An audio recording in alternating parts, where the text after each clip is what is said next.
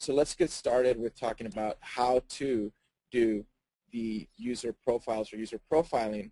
And I'm simply going to reiterate this story of, if the client happens to be Disney, where the client called me, like I said before, and said, look, what is it that we're working on?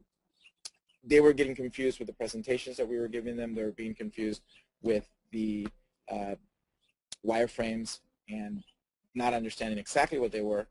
So putting it into a story format or putting it into this flow really helped them understand better who we were working for. So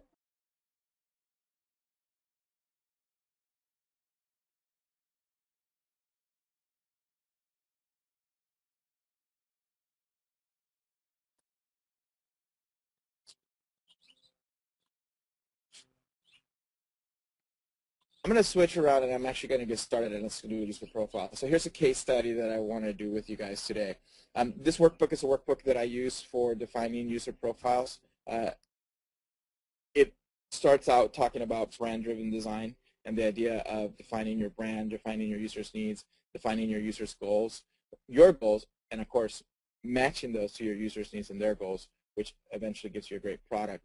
In the workbook, we have an overview of why we do this, why do you need this. You need to know that customers are the most important thing in your business, therefore they are the most important driver of what you do online, and creating a tangible picture of who your customers are really requires you to see and understand them, what their goals and what their needs are.